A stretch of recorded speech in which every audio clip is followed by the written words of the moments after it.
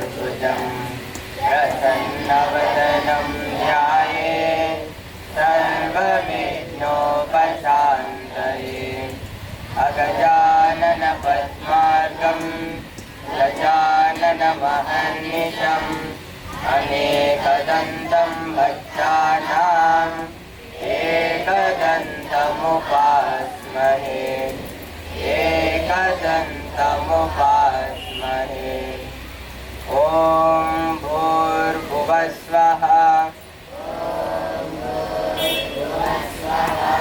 तत्सवितुर्वरेण्यं भर्गो देवस्य धीमहि धियो यो न प्रचोदयात्।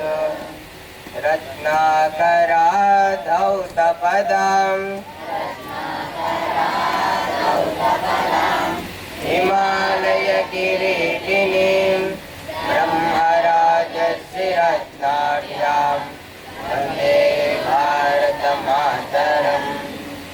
ॐ असतो मा सद्गमय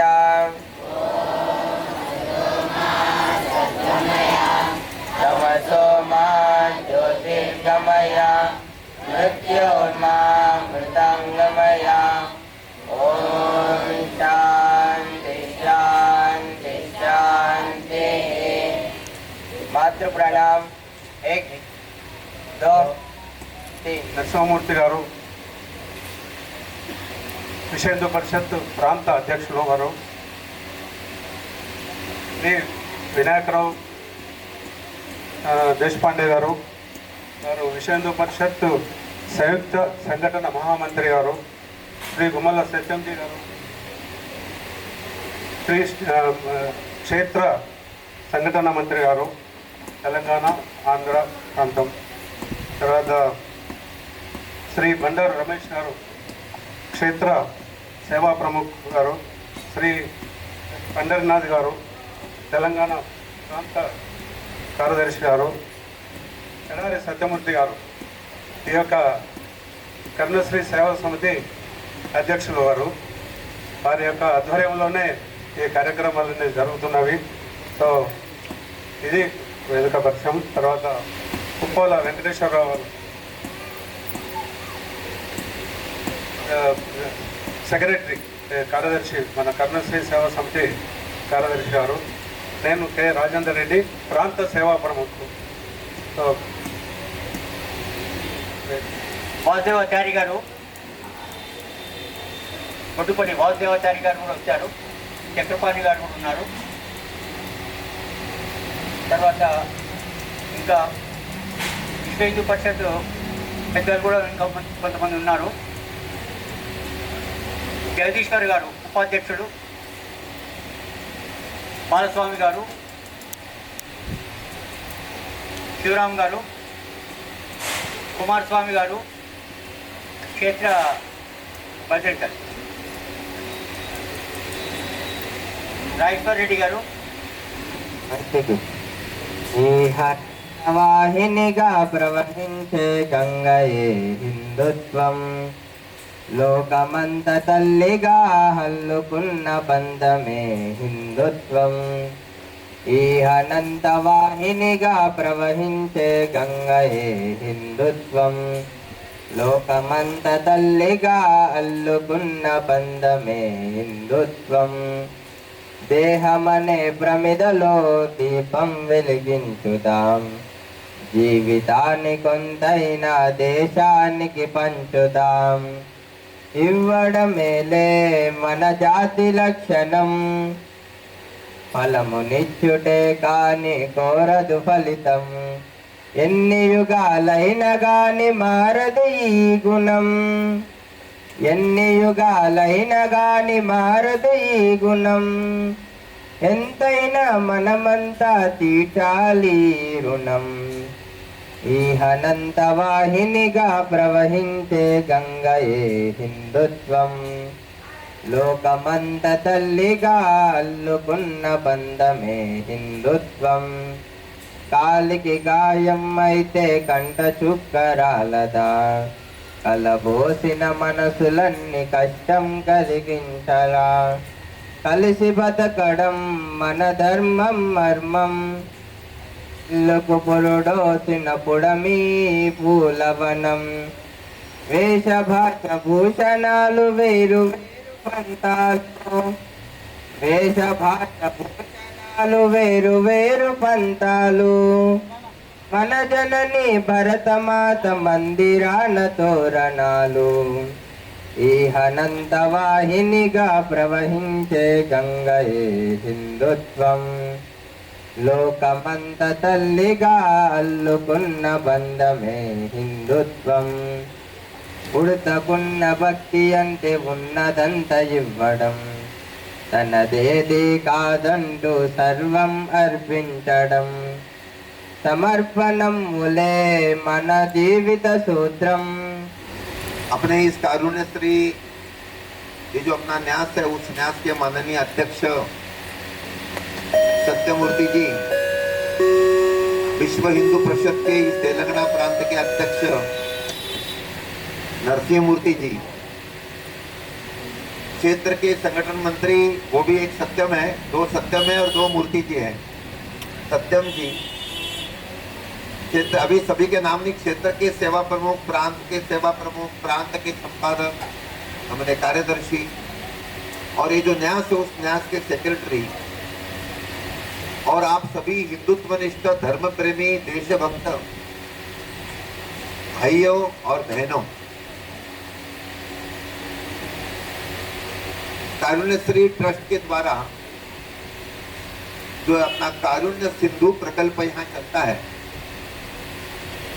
पहले उसमें केवल 2 मंजिले भवन था, तो उसका रिनोवेशन कहो एक्सटेंशन कहो हो गया, तो इस बहुमंजिले भवन के इस उद्घाटन के कार्यक्रम में आप सब लोग यहाँ आए। आप सबका स्वागत, आप सबका अभिनंदन। हम सभी भारत माता के सपूत हिंदू है, राम के भक्त हैं, तो पहले जरा उसकी जयकार करते हैं। बोलो भारत माता की, हिंदू धर्म की जय श्री राम।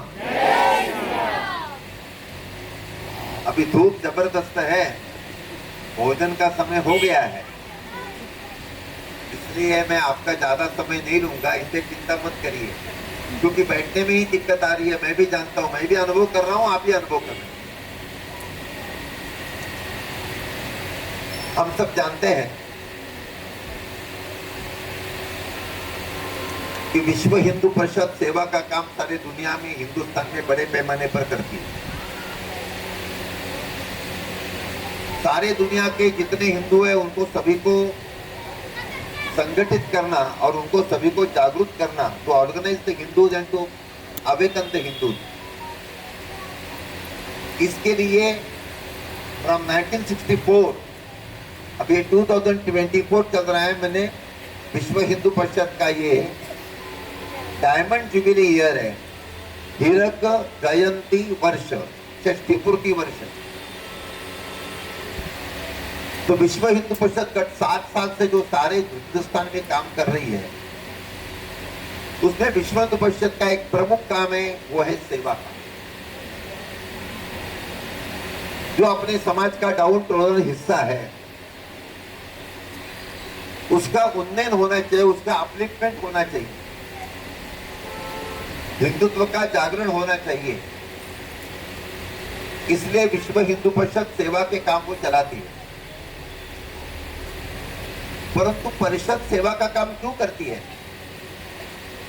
केवल दया कंपैशन के लिए नहीं, पीटी के लिए नहीं।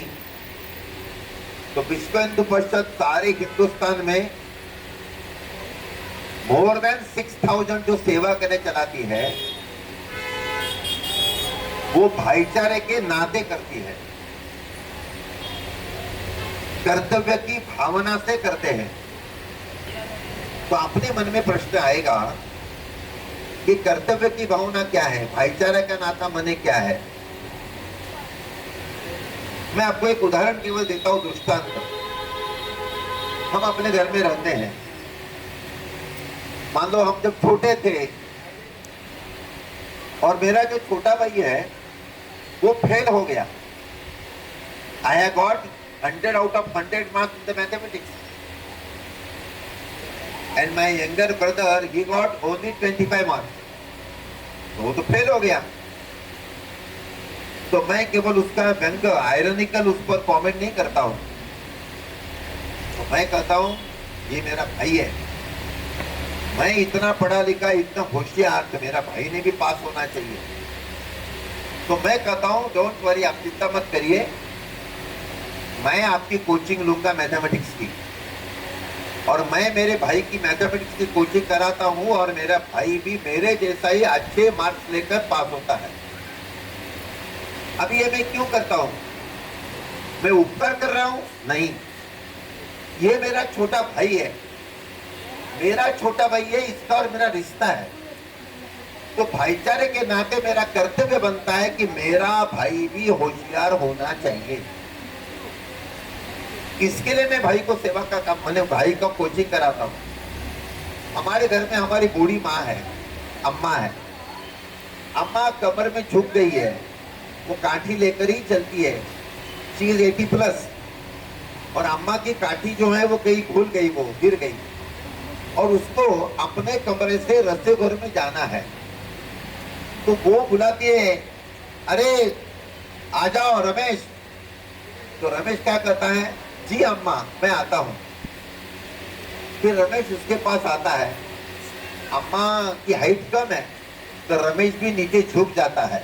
अम्मा रमेश के कंधे पर अपना हाथ रखती है, और रमेश धीरे धीरे अम्मा के ही चाल से, वो जितना वॉकिंग कर सकती है उतने गति से, स्पीड से अपनी अम्मा को रसोई घर में, किचन में लेके जाता है. रमेश ये क्यों करता है? रमेश ऐसा करता है क्या, अरे बूढ़ी हो गई अभी मरती नहीं है क्या, मैंने मेरे पास समय नहीं. वो ऐसा नहीं करता है. वो अम्मा ने कहने के बाद तुरंत जाता है. हाँ, वो मेरी ड्यूटी है, वो मेरा कर्तव्य है. ससुराल में 550 बच्चों को, किसी न किसी को जिनको पुत्र नहीं है, ऐसे माँ बाप को एडॉप्शन हो गया, माने गोद में दिए गए बच्चे, लड़के लड़कियां दोनों. लड़के तो तुरंत जाते हैं गोद में, लड़कियां थोड़ा सा कम जाती हैं. परंतु इतने आज तक अपने आश्रम में रहे और गए, अभी उसमें ग्रेजुएट बन गए, डॉक्टर बन गए, अध्यापक बन गए, सब लोग कर रहे हैं काम. लेकिन मातृछाया की 60 लड़कियां हैं जो गोद में नहीं गई, उनकी सभी की 60 उस लड़कियां, माने हमारी कन्या है वो सारी कन्याओं की शादी मातृछाया प्रकल्प के कार्यकर्ताओं ने करा दी. उनका पियर घर क्या है, उनका मायका क्या है, उनका मायका मातृछाया. उनकी फर्स्ट डिलीवरी मातृछाया में होती है आफ्टर मैरिज, क्योंकि उनको माँ बाप को यही नहीं है, मातृछाया में होती है. वो मायके में कभी रहने के लिए आती है तो कहाँ आती है, मातृछाया में आती है. जैसे अपना बच्चा मामा के घर में जाता है छुट्टी के दिन, तो ये जो 60 लड़कियां हैं जो शादीशुदा हैं, उनके बच्चे हो गए, तो वो कहाँ आते हैं, मातृछाया में आते हैं. इस पद्धति का रिलेशनशिप है. गोवा में मातृछाया का प्रारंभ होने के बाद वहां का पुलिस, वहां का प्रशासन, एडमिनिस्ट्रेशन, अभी चलो बीजेपी की सरकार है, पहले तो कांग्रेस की थी, मगो पक्ष की थी, पार्टी की थी, किसी भी पार्टी की सरकार हो, उन सभी ने उनको मालूम था ये विश्व परिषद का प्रकल्प है, हिंदू का काम करने वाला है. लेकिन कोई भी ऐसा रेलवे स्टेशन पर या अन्यत्र कोई ऐसा बच्चा मिल गया जिसका जन्म 2 घंटा पहले हुआ है, ऐसे भी बच्चे पुलिस वाले अपने आश्रम में आकर लेकर जाते हैं. हम उनका संभाल करते हैं, इसे नाम ही मातृछाया है. तो ईसाइयों का काम प्रभावित हो गया, मातृछाया का काम इस्टेब्लिश हो गया, और सरकार के तो पुरस्कार मिले, राष्ट्रपति का भी 2 बार पुरस्कार मिला प्रकल्प इस नाते से. तो विश्व हिंदू परिषद सेवा के दृष्टि से इस पद्धति के काम सारे भारत में करते हैं. अपलिफ्टमेंट होना चाहिए, और उसी के साथ साथ अपना देश और अपना धर्म, इसका संस्कार भी होना चाहिए. दोनों दृष्टि से अपना काम. अभी आप कहेंगे कि विश्व हिंदू परिषद अपना काम बढ़ाना चाहती है. हाँ, हम काम बढ़ाना चाहती है, लेकिन हम अर्भकालय बढ़ाना नहीं चाहते हैं, हम बाल कल्याण केंद्र बढ़ाना नहीं चाहते हैं. मैं इनको ये शुभकामनाएं नहीं देता हूं कि आपने और 4 मंजिलें बनाओ और 4 बाल कल्याण केंद्र शुरू करो, आज केवल 45 बच्चे हैं, 100 बच्चों से ज्यादा करो, नहीं, हम तो उल्टा कहते हैं। छात्रावास बढ़नी चाहिए, मान्य। मेडिकल सेंटर्स बढ़ने चाहिए, मान्य। अर्भकालय नहीं बढ़नी चाहिए, अनाथ आश्रम नहीं बढ़ने चाहिए, बाल कल्याण केंद्र नहीं बढ़नी चाहिए। नहीं, आप कहेंगे why you are talking like this, आप ऐसा क्यों कह रहे हैं? हमारा कहना है कोई भी बच्चा अनाथ नहीं होना चाहिए। हमारा कहना है कि इसको कोई पूछता नहीं है, ऐसा हिंदुस्तान में एक भी हिंदू लड़का रहना नहीं चाहिए। समाज उनकी सारी व्यवस्था कर रहा है, उस पद्धति की स्थिति आनी चाहिए। इनको जरा आपको थोड़ा सा अटपटा सा लग रहा होगा, परंतु इट इज अ फैक्ट। ये तो हमारी अच्छी इच्छा है। भगवान को हम प्रार्थना करते हैं कि अर्भकालय, अनाथ आश्रम, बाल कल्याण केंद्र ये चालू करने की आवश्यकता ही नहीं होनी चाहिए। ऐसी समाज की स्थिति बननी चाहिए, लेकिन दुर्भाग्य से वो नहीं है।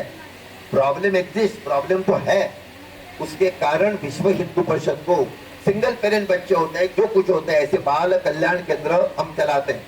लेकिन ऐसे जो केंद्र चलते हैं, उस केंद्र के द्वारा चाहे छात्रावास हो, बच्चे जो पढ़े लिखे होते हैं, लड़के लड़कियां दोनों, जैसे महाराष्ट्र में नासिक में ट्राइबल्स की लड़कियों का छात्रावास है, 20 साल से चल रहा है। हमारी एक पूर्व छात्रा, मैं उसका नाम बताता हूँ, उसका नाम है कविता राउत। वो दौड़ती थी। कविता राउत को एशियाड में सिल्वर पदक मिल गया 5000 मीटर्स में, और जो कॉमनवेल्थ गेम्स था, उस कॉमनवेल्थ गेम्स में उसको स्वर्ण पदक मिला, मुझे गोल्डन प्राइज मिल गया। वो विश्व हिंदू परिषद के छात्रावास की एक स्टूडेंट है। तो अपने प्रकल्प ट्राइबल है, जब ध्यान में आया कि वो अच्छी दौड़ती है, तो स्कूल में पहले आई, डिस्ट्रिक्ट में पहले आई, तो वहां के जो डिस्ट्रिक्ट के ऑफिसर थे उन्होंने कहा अरे हमें दे दो। तो हमने भी कहा कि चलो आप दे दो। लेकिन वो भूली नहीं है कि मैं ये छात्रावास में पढ़ी लिखी हूँ, वो उनको ध्यान है। तलासरी मुंबई के पास एक प्रकल्प चलता है, अपना एक स्टूडेंट एमपी बन गया, अपना एक स्टूडेंट कैबिनेट मिनिस्टर बन गया। तो अपना उत्तर प्रदेश में एक प्रकल्प चलता है, उसमें अपना जो एक स्टूडेंट है वो भी सांसद बन गया, मैंने एमपी बन गया। ये एमपी बन गया, इसलिए हमारा प्रकल्प अच्छा है, ऐसा मेरा कहना नहीं है। परंतु संस्कार ऐसा करते हैं, एक वायुमंडल कैसा बनता है, जो पढ़े लिखे लोगों का घर है उसमें कैसा एटमॉस्फेयर रहता है एजुकेशन का, हमारे छात्रावास में वैसा ही एटमॉस्फेयर होता है, हमारे बाल कल्याण केंद्र में वैसा ही एटमॉस्फेयर होता है। जैसे घर में वैसा, ये घर ही है, ये सेकंड घर नहीं है, दिस इज द घर, यही होम है। इस पद्धति का वायुमंडल बनना चाहिए, ये विश्व हिंदू परिषद का प्रयत्न है। और सेवा कार्य के माध्यम से समाज में जागरण आ जाए, उस नाते से सारे हिंदुस्तान में विश्व हिंदू परिषद प्रयत्न करती है। उसी का एक भाग मैंने आज अपना जिस कार्यक्रम के लिए हम सब लोग एकत्रित आए हैं, अपना कारुण्य श्री जो अपना न्यास है संस्था है, उसके द्वारा चलने वाला ये अपना कारुण्य सिंधु, आप सभी के सहयोग से ही अपना प्रकल्प चल रहा है। बच्चों पर कैसा संस्कार हो रहा है, कैसा एजुकेशन मिल रहा है, तो जैसा उन्होंने संस्कृत में भगवत गीता का पाठ कराया या पहले श्लोक कहा, बाद में गीत गाया, तो आप सभी ने देखा। ऐसा ही संस्कार अपने सभी कार्यक्रमों के द्वारा, प्रकल्पों के द्वारा बच्चों पर, बड़ों पर, सभी पर करने का अपना प्रयत्न चल रहा है। अभी आपने बताया 25 साल पूरे हो गए, सिल्वर जुबिली, रजत जयंती वर्ष है। आप सभी के सहयोग से ही ये प्रकल्प, ये बिल्डिंग, ये सब बन गया है। मेरा आप सभी से हाथ जोड़कर नम्रता पूर्वक प्रार्थना है कि पहले भी इस प्रकल्प पर आप प्यार करते रहे। अभी आप कहेंगे अरे आपका तो भवन बन गया, अभी तो आप स्वावलंबी हो गए, आप ही करो, ऐसा कभी होता नहीं है। तो जैसे पहले आप सहयोग करते थे, वैसे आज भी और भविष्य में भी आप सहयोग कीजिए, ये मेरी आप सबसे प्रार्थना है। क्योंकि तो एक प्रकल्प है, लेकिन हम चाहते हैं ये जो भाग्यनगर है, इस भाग्यनगर में 500 प्लस इतनी झुग्गी झोपड़पट्टियां हैं, वहां संस्कार की आवश्यकता है। यहाँ इन लैक्स गरीब महिलाएं हैं, जैसे ये जूट का ट्रेनिंग यहाँ शुरू हो गया है, तो ऐसा कहीं सिलाई का, ऐसा महिलाओं के लिए अपने इस भाग्यनगर में 10-12 जगह ऐसे वोकेशनल ट्रेनिंग सेंटर शुरू होने चाहिए। यहाँ ऐसे अनेक, दिल्ली में हमने 70 ये कोचिंग सेंटर शुरू कर दिए झुग्गी झोपड़पट्टी में। हमारी इच्छा है कि हिंदुस्तान के हर नगर में इस पद्धति का काम भी शुरू होना चाहिए। ये तो एक पार्ट है, ऐसे अनेक छोटे बड़े प्रकल्प यहाँ शुरू हो जाए ताकि एजुकेशन की व्यवस्था हो और उसी के साथ साथ हिंदुत्व का भी जागरण हो, धर्मांतरण पर रोक लगे, परावर्तन भी हो जाए और उसी के साथ साथ सामाजिक समरसता का भी भाव निर्माण हो। तो आप सभी लोग भविष्य में भी केवल आर्थिक रूप से नहीं तो कार्यकर्ता इस नाते से, भाई एक बच्चा मैंने गोद में लिया वो तो हम करते हैं, लेकिन मैं as a worker as a कार्यकर्ता, चलो ये तो जैसा बड़ा सेवा करे कोई छोटा सा सेवा, वो सेवा का काम अच्छे ढंग से हमारे बस्ती में या हमारे पड़ोस के बस्ती में चलना चाहिए। इसके लिए एज ए कार्यकर्ता मैं भी काम करूंगा या मैं काम करूंगी, ऐसा भी संकल्प आप सभी करेंगे तो हमें ज्यादा आनंद होगा। तो तन से मन से और धन से आप सहयोग कर ही रहे हैं, लेकिन उसी के भविष्य में भी करेंगे, फिर कार्यकर्ता इस नाते से भी आगे जाकर आप करेंगे, ऐसा मैं विश्वास व्यक्त करता हूं और मेरे वाणी को भी विराम देता हूं। जय श्री राम। మన ఆశ్రమం లోపల వివిధ రకాల సంక్షేమ కార్యక్రమాలు తర్వాత ఇవన్నీ జరుగుతున్నాయి. దాంట్లో సహకరిస్తున్నటువంటి వాళ్ళకు సన్మానం చేయాలన్న ఉద్దేశంతో కారుణ్య పార్టీలో ఏదైతే కుట్టు శిక్షణ బ్యూటిషియన్ నిర్వహణ చేస్తున్నారో శ్రీమతి మేనకా రెడ్డి గారిని వేదికపైకి రావాల్సిందిగా కోరుతున్నాం. వారిని పెద్దలు సన్మానిస్తారు.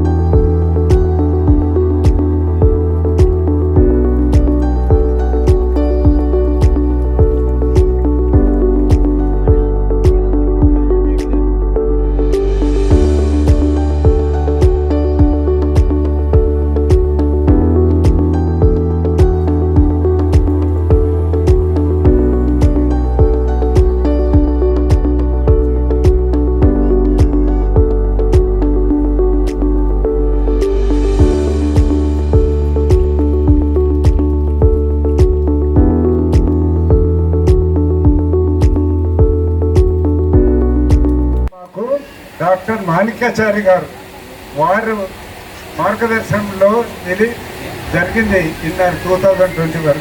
వారి కుటుంబ సభ్యులు ఇక్కడ ఉన్నారు. వారి సోదరుడు చక్రపాణి గారు రావాల్సిందిగా కోరుతున్నాను. వాళ్ళు 7 అన్నదమ్ములు కలిసి ఒక నిర్ణయానికి వచ్చి కారుణ్య భారతి ఆ ల్యాండ్ను మన విశ్వ హిందూ పరిషత్కి ఇచ్చారు. వారి సోదరుడు ఇక్కడ వాసుదేవాచారి గారు ఉన్నారు. మాణిక్యాచారి గారి సతీమణి సులోచన గారు కూడా విచ్చేశారు. వారందరూ కూడా హృదయపూర్వక వందనాలు. రండి సార్ చక్రపాణి.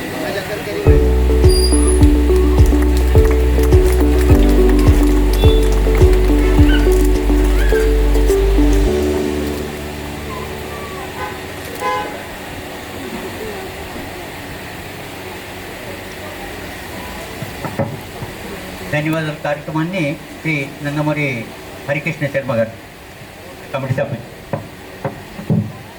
జై శ్రీరామ్. రజతోత్సవాల సందర్భంగా ఇచ్చేసిన అతిథులందరికీ ధన్యవాదాలు. ముఖ్య అతిథి వినాయకరావు దేశపాండే గారికి, గుమ్మల్ల సత్యంజీ గారికి, నరసింహమూర్తి గారికి, పండారు రమేష్ గారికి, పండర్నాథ్ గారికి మరియు బొడ్డుపల్లి కుటుంబ సభ్యులకు మరియు మన కార్యవర్గ సభ్యులందరికీ ధన్యవాదాలు.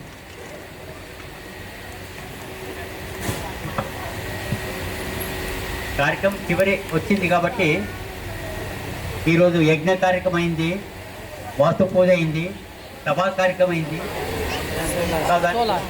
సర్వే భవంతు సుఖినః,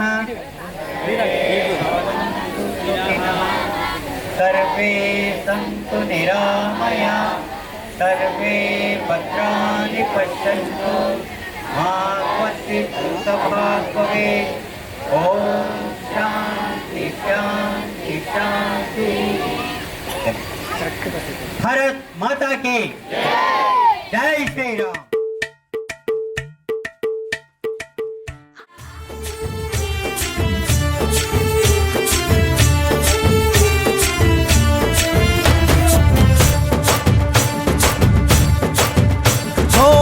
దూరంగా రంగా దొంగ దాకో కొయ్యాలా, వచ్చి నువ్వు మాతో సిందయ్యాలా.